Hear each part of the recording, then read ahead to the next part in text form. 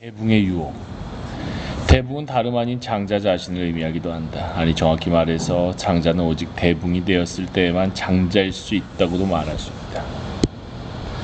대붕은 바로 우리 삶을 조망할 수 있는 초월론적 자리를 상징하기 때문이다. 그렇다면 어떻게 해서 우리는 장자가 제안하는 초월론적 자리로 올라설 수 있을까? 그것은 우리 각자에게도 모두 가능한 것일까? 2000년 뒤 우리의 이런 고뇌를 마치 예상이라도 했던 것처럼 장자는 자신이 창조한 대붕 이야기 속의 그 실마리들을 상징적으로 각인시켜 놓았다.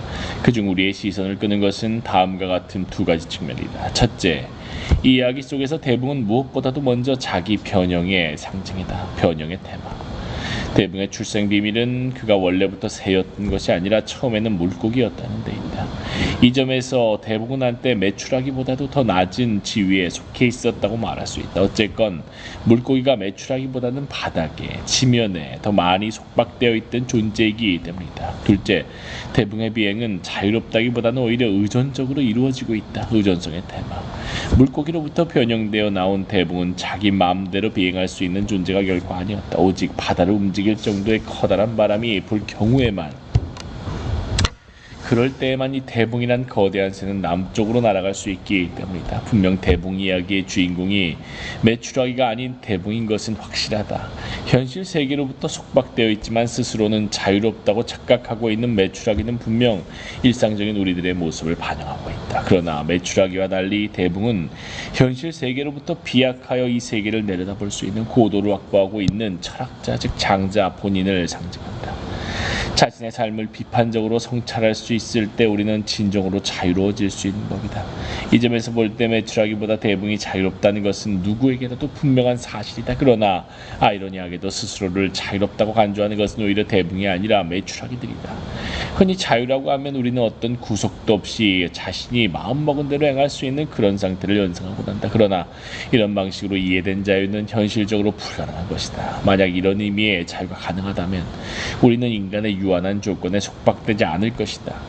우리는 신과 마찬가지로 완벽한 절대자, 무한자가 될 것이기 때문이다. 그러나 장자가 말하는 대붕의 자유는 신의 자유와는 달리 현실적으로 가능한 상태의 자유를 상징하고 있다. 대붕의 자유를 행글라이더로 하늘을 가르는 운동에 비유해서 생각해보자. 활공의 자유를 만끽하기 위해서 우리는 무엇보다도 우선 행글라이더를 들고 전망이 좋은 높은 봉우리로 올라가야만 할 것이다. 대붕이 날기 위해서 구만리 상공으로 비약했던 곳과 마찬가지로 우리는 바람을 탈 수 있을 정도의 충분한 고도를 먼저 확보할 필요가 있기 때문이다.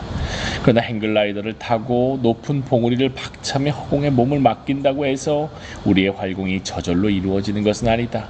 우리는 급변하는 미세한 바람의 흐름에 온 신경을 곤두세워야만 한다. 바람의 흐름을 제대로 탈 때에만 비로소 우리는 창공을 자유롭게 날아올라 예상했던 바로 그 지점에 제대로 착륙할 수 있을 것이기 때문이다. 이렇게 대붕 이야기에는 자기 변형이란 테마와 아울러 의존성의 테마가 동시에 함축되어 있다. 이 두 테마를 함께 숙고할 때 우리는 대붕이 자유로울 수 있는 이유에 대해서 대답할 수 있을 것이다. 여기에서는 특히 후자의 의존성 테마가 중요하다. 메추라기가 대붕을 조롱했던 이유도 바로 이 문제와 관련되어 있다. 어떻게 바다가 움직일 정도의 커다란 바람이 불어야만 날 수 있는 새가 진정 자유롭다고 말할 수 있을까? 이런 비판을 예상이라도 했듯 장자는 대붕의 의존성을 그리고 대붕의 유한한 자유를 다음과 같이 설명하고 있다. 물의 부피가 충분히 크지 않으면 그 물은 큰 배를 실어 나를 수 있는 힘이 부족하게 된다. 당신이 한 사발의 물을 바닥에 움푹한 곳에 부으면 갈대는 그곳에서 배가 될 수 있다. 그렇지만 그곳에 큰 사발을 띄우려 한다면 그것은 바닥에 붙어버릴 것이다. 왜냐하면 당신의 배는 그런 얕은 물에 비해 너무 크기 때문이다. 바람의 부피가 충분히 크지 않으면 그것은 커다란 양날개를 실어 나를 수 있는 힘이 부족할 수밖에 없다. 그래서 그 새가 9만 리를 날아올라 자신의 밑에 바람을 두었을 때에만 그 새는 자신의 무게를 바람에 얹을 수 있는 법이다. 그 새가 남쪽으로 향하는 자신의 여정을 시작하려면 자신의 등 위에 푸른 하늘을 지고 앞에 명료한 시야를 얻어야만 한다. 소요이고 바람의 부피가 충분히 크지 않으면 대붕은 자신의 양날개를 실어 나를 수 있는 힘을 갖지 못할 것이다. 오직 바람의 거대한 힘이 떠받쳐줄 때에만 대붕은 자유롭게 상공을 비행할 수 있기 때문이다. 그러나 대부분 단순히 거대한 바람만을 기다리는, 다시 말해 바람에 철저히 의존하기만 하는 그런 존재가 결코 아니다. 대부분 자신의 온 힘을 다해서 구만리 상공으로 비약하려고 매번 끊임없이 시도하고 있기 때문이다. 결국 어느 순간 대부분 스스로 구만리 높이로 올라서야만 비로소 그는 자신의 밑에 바람을 둘 수 있다. 따라서 곤이라는 물고기에서 붕이라는 새로의 변화보다 더 중요한 것은 이 대붕이라는 새가 가지는 상승과 비약의 의지라고 말할 수 있다. 계속된 실패와 좌절에도 굴복하지 않고 자신의 날고자 하는 의지를 관철시킬 때 비로소 어느 순간 대붕은 구만리 높이로 우뚝 올라설 수 있는 것이다. 그리고 오직 이런 경우에만 대붕은 자신을 떠받치는 바람을 타고 모든 것을 조망할 수 있는 자리에 올라서게 될 것이다. 장자의 대붕은 모든 자잘한 것들을 한꺼번에 날려버릴 바람을 타고 유유히 푸른 하늘을 활공할 것이다. 자, 그렇다면 이제 우리는 궁금해진다. 구만리 높이까지 상승하여 남쪽을 향해 비행하는 대붕은 과연 하늘에서 무엇을 내려다 보았을까? 아래 땅에서는 아지랑이가 피어오르고 먼지가 날리는 생물들이 서로 숨을 불어 죽어 있구나. 위를 보니 하늘은 푸르기만 하구나. 이것이 원래 하늘의 올바른 색일까? 끝없이 멀기 때문에 푸르게 보이는 것은 아닐까? 아마도 대붕이 아래를 내려다보면 이와 같이 보일 것이다. 소요유. 대붕이 내려다보는 조망의 아득함과 아찔함을 설명하기 위해서인지 갑자기 장자는 우리의 시선을 다시 땅으로 내몰면서 이렇게 말한다.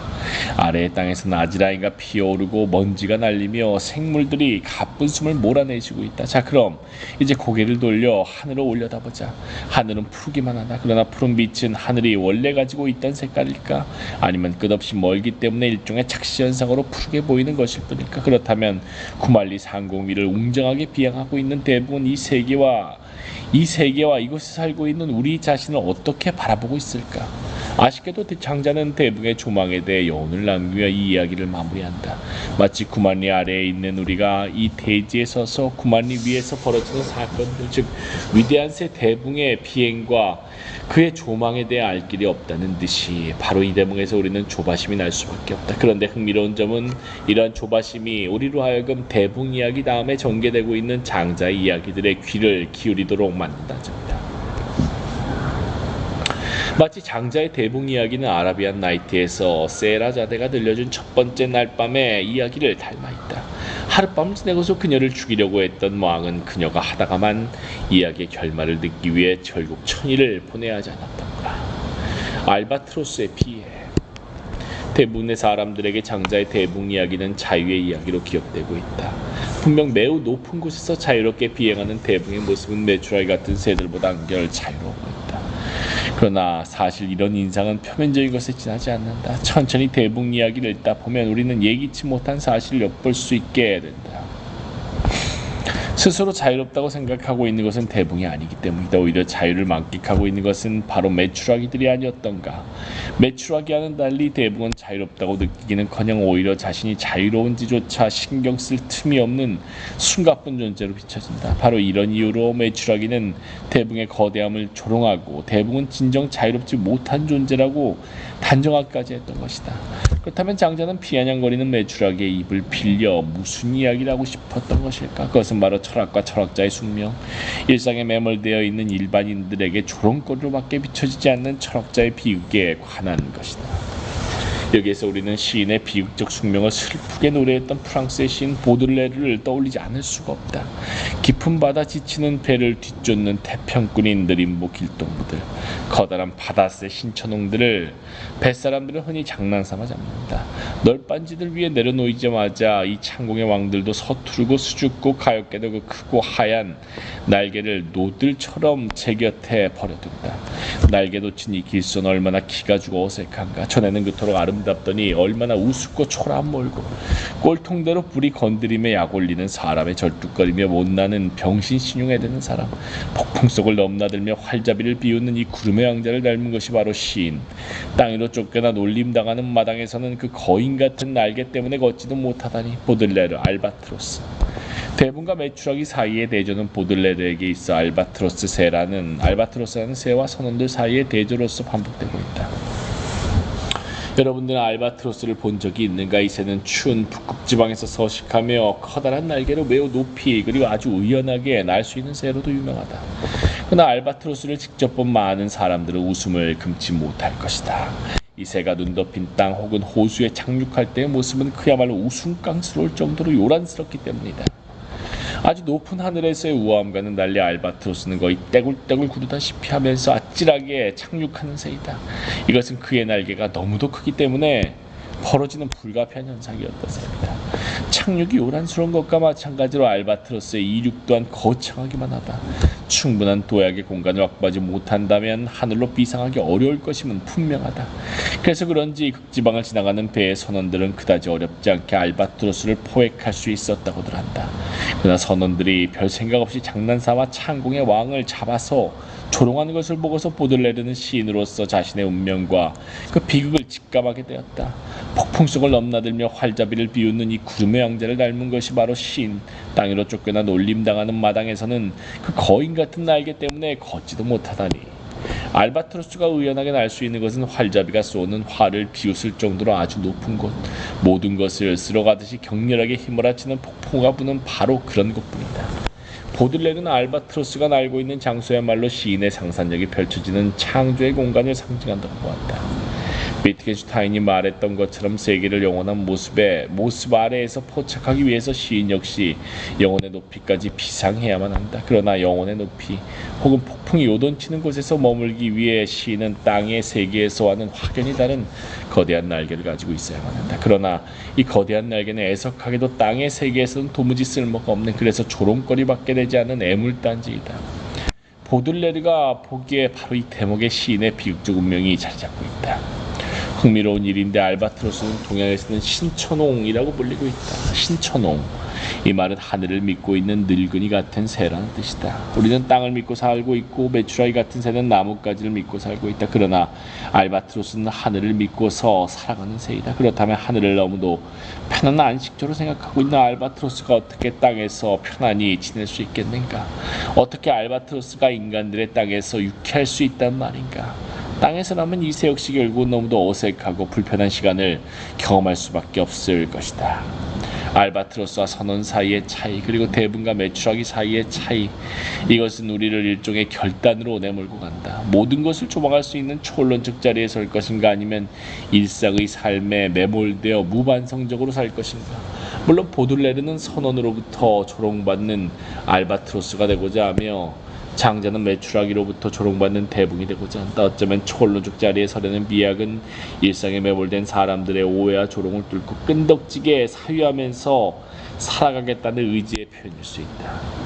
그렇다면 사람들의 오해와 조롱은 보들레르나 정자 같은 시인 그리고 철학자에게는 오히려 하나의 축복이라고까지 말할 수 있는 것이다.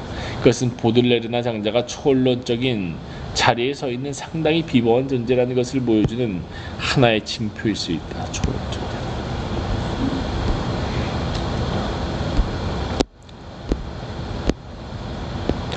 위대한 안개 위에 방랑자 카스파 다비드 프리드리히 깎아지른 절벽 위에 서보았는가. 절벽 위에 서면 우리는 마치 아래에 펼쳐있는 시면이 나를 끌어당기는 것 같다는 경험을 하게 된다. 그래서 우리는 무의식적으로 움찔하면서 뒤로 물러서게 된다. 절벽의 가장자리는 저 절벽 아래의 땅과 자신이 서 있는 절벽 위의 공간 사이의 차이, 감당하기 힘든 고도의 차이에 맞물려 있는 지점이다. 차이와 낯설음에 머물기 위해서는 강력한 의지와 용기가 필요한 겁니다. 우리는 아찔한 연기증과 맞서 싸워야만 한다. 낯섦과 차이에 머물기. 커뮤니케이션을 수행한다는 것은 여행하고 번역하며 교환한다는 것을 말한다. 다시 말해 그것은 타자의 장소로 이동하는 것이고 질서 파괴적이라기보다는 횡단적이라고 할 수 있는 타자의 말을 받아들이는 것이다. 담보로서 보증된 상품을 서로 매매한다는 것이다. 바로 여기에 헤르메스, 즉 네거리의 신 메스지와 상인의 신이 있는 것이다. 세르, 헤르메스 1. 커뮤니케이션, 낯설음을 만드는 기술.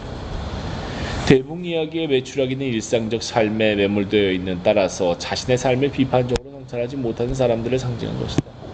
메추라기 같은 존재에게 있어 철학과 철학자는 삶에 아무런 쓸모도 없는 일에 힘과 시간을 낭비하고 있는 불쌍한 인간들도 비춰질 뿐이다. 그러나 과연 이들의 생각대로 철학은 우리의 삶에 불필요한 것일까? 그리고 철학자는 철학이라는 불필요한 학문을 위해 쓸데없는 노력을 기울이고 있는 존재일까? 그렇다면 이런 가혹한 질문에 대해 장자는 어떻게 대답했을까? 이런 의문을 가지고 장자를 읽다 보면 우리는 다음과 같은 흥미로운 에피소드 하나를 접하게 된다.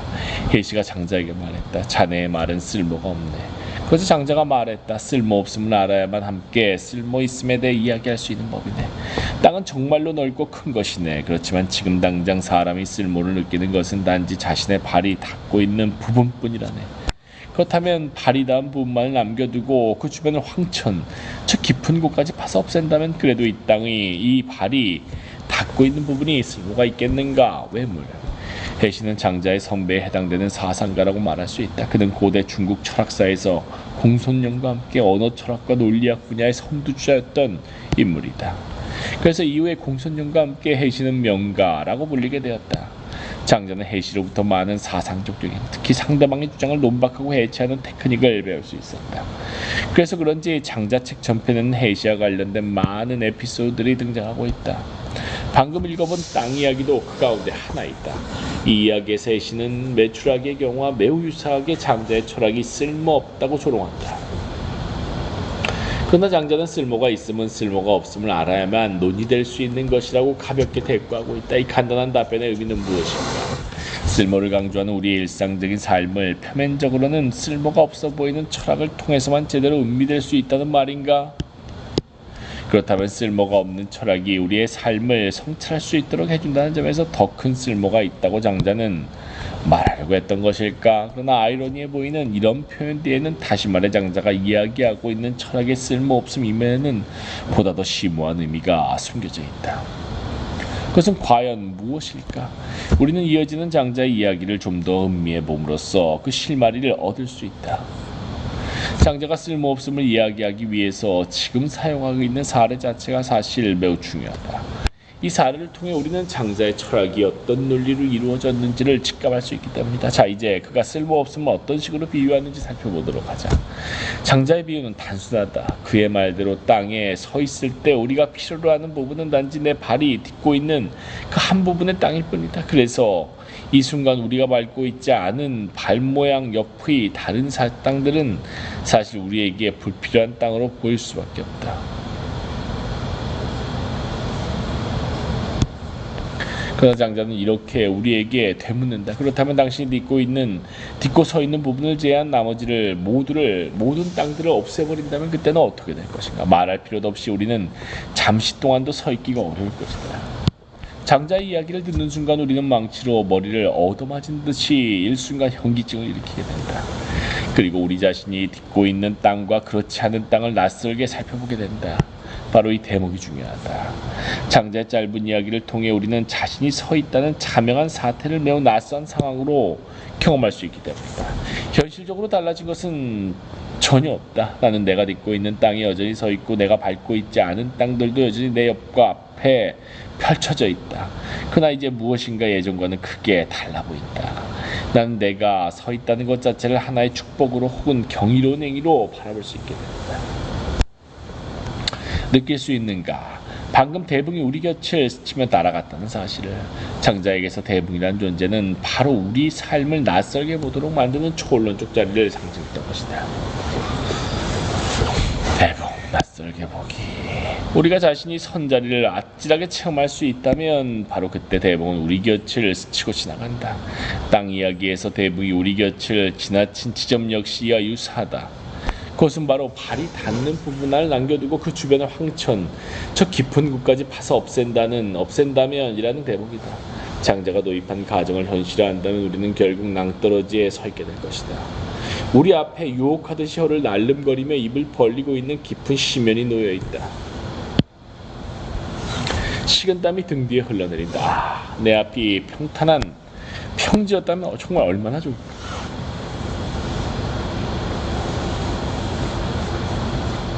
이 위험한 장소로부터 벗어날 수만 있다면 더 이상 바랄 것이 없어 보인다.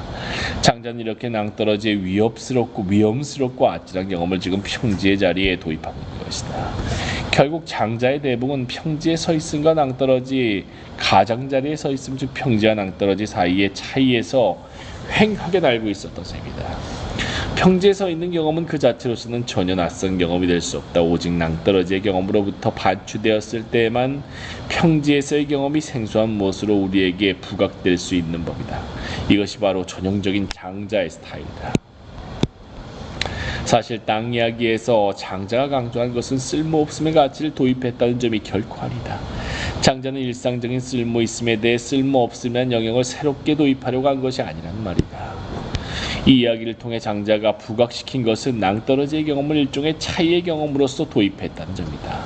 차이를 도입하기 그리고 낯설음을 발생시키기, 바로 이 점이 장자의 땅 이야기를 의미심장하게 만들어주는 것이다. 낯설음을 발생시키기, 현기증을 견디며. 이제 우리는 초론적 자리를 상징하는 대붕의 가치를 제대로 이해할 수 있게 되었다. 대붕은 차이와 낯설음을 가져다주는 비행을 상징하는 새였던 것이다. 대붕의 비행은 구체적으로 여행을 의미한다고도 말할 수 있다. 평지로부터 낭떠러지가 도처에 널려있는 산간지역으로 여행해 본 적이 없었다면 장자는 결코 평지에 서 있는 경험에 낭떠러지의 선경험을 도입시킬 수 없었을 것이다. 평지로부터 한 번도 벗어나 본 적이 없는 사람이 어떻게 평지에서의 삶을 낯설게 바라볼 수 있겠는가? 이 점에서 우리는 차이의 경험을 가능하게 해주는 여행의 힘에 대해 다시 한번 숙고해 볼 필요가 있다. 우리가 이 점에서 송나라 상인 이야기에 주목해야 하는 것도 바로 이 때문이다. 이 에피소드는 여행에 대한, 정확히 말해서 차이에 대한 경험을 들려주는 이야기이기 때문이다. 사실 이 에피소드는 너무도 평범해서 많은 사람들이 그냥 쉽게 읽고 지나치곤 한다. 그러나 과연 송나라 상인 이야기는 그렇게 단순하고 자명한 내용을 담고 있을까? 송나라 사람이 장보라는 모자를 미천 삼아 월나라로 장사를 갔다. 그런데 월나라 사람들은 머리를 짧게 깎고 문신을 하고 있어서 그런 모자를 필요로 하지 않았다. 소요유. 장자에는 송나라와 그곳 사람들에 대한 이야기가 간혹 등장한다. 그건 바로 송나라가 장자가 태어나서 자란 나라이기 때문이다. 춘추시대 내내 송나라는 주나라 문명을 가장 화려하게 꽃피운 제국이었다. 그러나 장자가 살았던 전국시대에 들어서면서 송나라는 새로운 변화에 적응하지 못하고 과거의 유산에 얽매여 있는 보수적인 국가로 전락하고 만다. 그래서 그런지 장자 당시 송나라 사람이라고 하면 거의 바보를 의미할 정도로 상황이 급변해버렸다. 한비자 5두편에는 수주대토라는 고사로 유명한 재미있는 에피소드가 등장한다. 수주대토. 그 이야기는 다음과 같다. 밭을 갈고 있던 농부가 있었다. 그는 우연히 토끼가 나무에 달려와 부딪혀 목이 부러져 죽은 것을 먹게 되었다. 그저 그는 농사를 그만두고 그 나무를 지키면서 다시 토끼를 얻으려고 하였다. 이 이야기에 등장한 어리석은 농부가 바로 송나라 출신의 사람으로 나온다. 그런데 우리가 염두에 두어야 할 것은 장자 본인도 결국 송나라 출신이었다는 사실이다. 따라서 장자에게 있어 송나라 사람이란 어느 정도 자기 자신을 상징한다고 또 말할 수 있는 측면이 있다. 그래서 장자의 송나라 사람과 관련된 에피소드가 나올 때마다 우리는 더욱 신경을 써야만 한다. 그 이야기들 속에는 장자의 치열한 자기 비판 의식이 감춰져 있기 때문이다. 49쪽 21.